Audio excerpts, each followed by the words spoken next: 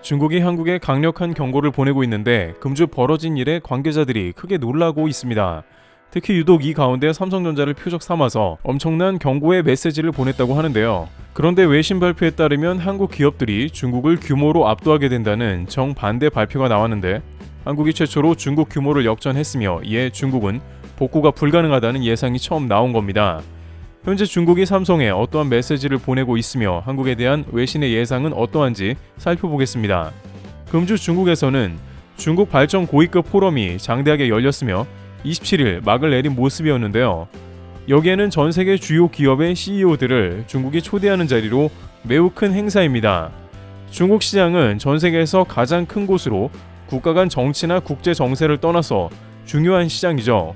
따라서 전 세계 CEO들은 모여들어 중국 당국과 협력을 비롯한 다양한 의견을 교환했습니다. 그런데 리창 국무총리 주간 회의에서 삼성 이재용 회장을 뒷자리로 물러나 앉게 하는 장면이 등장하면서 중국 당국이 한국의 삼성을 유독 푸대접했다는 이야기가 들려오고 있습니다. 실제 애플의 팀 쿡 CEO를 비롯해 벤츠 회장 등 글로벌 경영인들이 총리 주간 회의 앞자리에 배석되었는데, 보통 삼성의 기업 위치나 중국 내 영향력을 고려하자면 맨 앞줄에 앉아야 정상입니다만, 분명 이는 중국이 의도를 가지고 삼성을 홀대하며 뭔가 메시지를 보내고 있다는 해석이 나온 겁니다. 리창 총리는 이 자리에서 현재 비가 내리고 있는 어려운 상황이나 비 온 뒤 무지개가 보인다라며 현재는 미국의 수출 규제 때문에 어려우나 중국은 결국 세계 기업들과 극복할 것이라 강조했습니다. 그런데 삼성도 중국의 대표적으로 반도체는 물론이고 디스플레이, 수년 전까지는 모바일까지 합치면 중국에 가장 투자를 많이 한 한국 기업이라고 할 수 있는데, 이러한 푸대접을 받은 셈이 된 것입니다. 게다가 이는 과거 사드와의 데자뷰를 떠올리게 하며 미국 아닌 한국에만 그랬다는 점입니다. 실제 황당한 것은 애플의 팀 쿡 CEO는 이 포럼에서 활개를 치고 다녔으며 중국은 그를 대우했습니다. 팀 쿡 CEO는 대표 연설 중 중국과 애플은 공생관계라면서 중국을 한껏 띄우는 발언을 했습니다. 중국 팬들과 사진도 찍으며 애플샵에 나타나는 등 미국 기업과 중국은 그렇게 친밀해 보일 수 없었는데요. 사실상 미중 관계 갈등이 격화된 상황에도 어찌 된 건지 애플은 미국에도 중국에도 터치를 당하지 않았습니다. 미국에서 애플 공장을 미국으로 옮기라고 강하게 압박하지도 않으며 반대로 중국도 마찬가지죠. 물론 애플이 중국 내 생산시설도 있으며 애플도 중국에 적지 않게 투자한 것은 사실이긴 합니다만, 애플의 아이폰 판매량을 보자면 애플이 가장 많은 돈을 버는 것은 정작 중국이라는 점이고, 그렇다면 중국이 갑의 입장이 될 수 있음에도 미국 기업에는 깍듯이 했음을 볼 수 있습니다. 중국은 제1인자, 미국은 절대 건드리지 않으며 한국과 같은 주변국을 대신 표적 삼는다는 것입니다. 구체적으로 중국이 삼성전자를 푸대접하는 것은 미중 간의 반도체에 관한 강력한 경고 사인입니다. 이는 미국이 최근 반도체 과학법으로 중국 기술 굴기를 사실상 몰락시키려는 움직임이 나오면서 그 사이에 끼인 기업이자 중국 내 가장 큰 시설을 보유하고 있는 삼성을 타겟으로 경고한 상황입니다.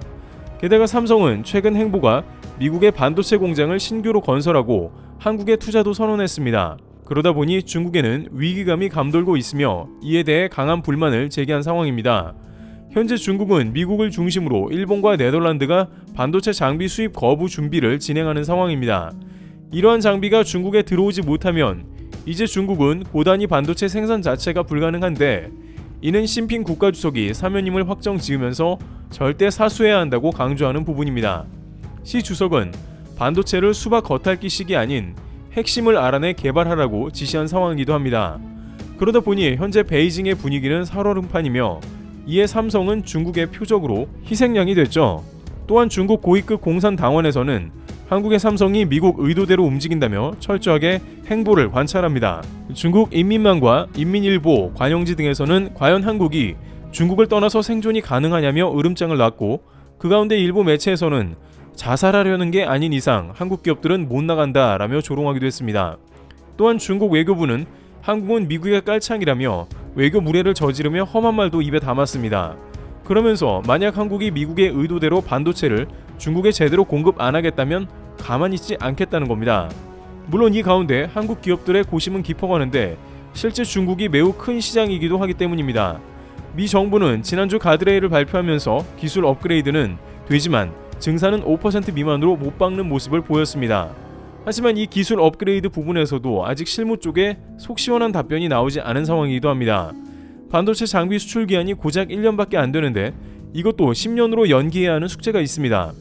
만약 이것을 미국이 틀어지고 있는다면 사실상 중국 반도체는 이 수준에서 끝나게 됩니다.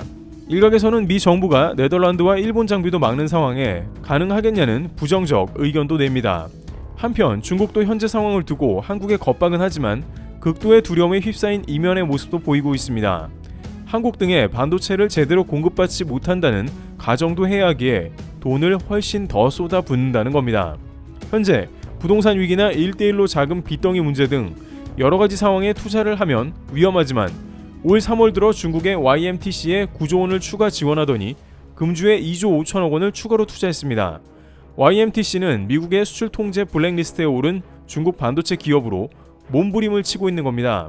또한 상하이 증시 커청반에 중국의 반도체 펀드를 약 200조 원가량 조성해 반도체 기업을 지원합니다. 이뿐만 아니라 이면에서는 산업 스파이 활동도 역대 최고로 가동할 것으로 추산되고 있습니다. 이미 작년에 삼성전자 관계사에서 반도체 장비와 도면을 중국에 1,200억 원에 팔아넘긴 바 있습니다.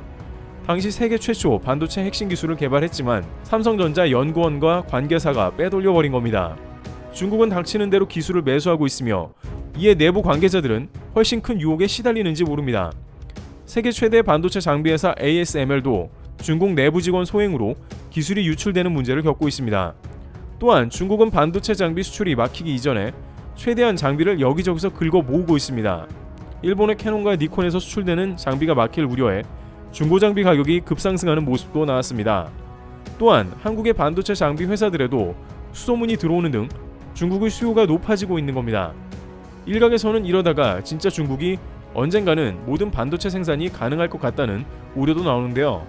중국은 반도체만큼은 사수해야 한다며 지금까지 수백조 원 이상을 퍼부었기 때문입니다. 여기에 시진핑 주석의 불호령까지 떨어져 공산당 관련 부서에서는 초비상이 걸린 상황입니다. 따라서 중국 정부는 한국의 삼성과 SK하이닉스 기업들을 다그치며 중국에 최대한 묶어두면서도 핵심 기술 탈취와 기술 굴기 달성을 위해서 어느 때보다 거친 모습이 등장하고 있는 것이며 그 가운데 유독 한국에만 언제라도 보복할 것이라는 뉘앙스를 계속 풍기고 있는 상황입니다. 그런데 이러한 맥락 가운데 중국의 의도와는 정반대로 충격적인 외신의 발표가 등장했는데요.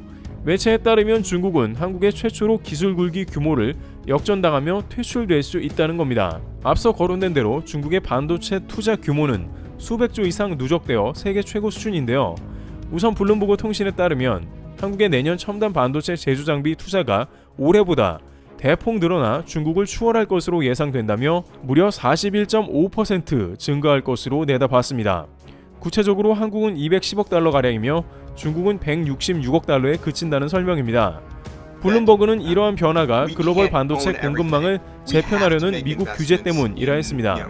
중국 당국은 수백조 원, 수천조 원도 쏟아붓겠다지만 아무것도 뭘 할 수가 없는 그런 국면이고 이에 따라 투자액도 감소할 것으로 예상된다는 것인데 문제는 반대로 한국은 크게 늘어난다는 것입니다. 한국은 파운드리 반도체 위탁 생산 기반을 자국으로 옮기려 한다고 블룸버그는 전했습니다.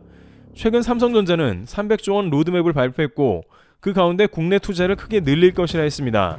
실제 반도체 장비 투자와 R&D 분야에서 한국이 중국을 역전한다는 것은 충격적 소식인데 중국은 아무리 돈이 많더라도 할 수 없는 게 점점 줄어간다는 의미이기 때문이며 한국은 향후 중국보다 한국에 집중하면서 서서히 탈중국을 완성해 나간다는 의미입니다. 일각에서는 탈중국을 하게 되면 결국 한국이 큰 중국 시장을 놓치게 되니 손해가 아니냐는 말이 나오는데 사실 이는 한국뿐만이 아니라 대만 역시 현재도 탈중국을 가속하는 모습이 나오고 있습니다. 영국 파이낸셜 타임즈에 따르면 대만 기업이 미국의 수출 규제로 일감이 크게 줄어들어 현재 대거 철수 중이며 중국 수출 기지인 장수성의 쿤산에서 실업이 증가하고 임금이 하락하는 모습이 눈에 띈다고 했습니다. 원래 이곳은 대만 반도체 기업이 많아 임금도 다른 지역보다 높으며 지역 경제 성장을 견인했으나 현재 대만의 중소기업들이 1000개 이상 철수했는데 이는 중국에서 할 일이 없기 때문이라는 겁니다. 미국이 모든 걸 막아버리고 코로나로 인해 중국이 스스로 봉쇄를 2-3년 한 결과물이 나온 겁니다.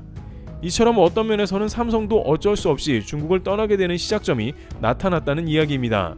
그 가운데 중국의 반도체 장비 투자액과 R&D를 중국을 추월하게 되고 기술 굴기는 무너진다는 맥락입니다.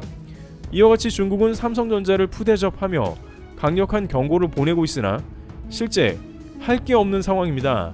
수백조 원을 또다시 쏟아붓고 있는 중국의 기술 굴기가 과연 성공할 수나 있을지 귀추가 주목되고 있습니다. 트래블 튜브였습니다.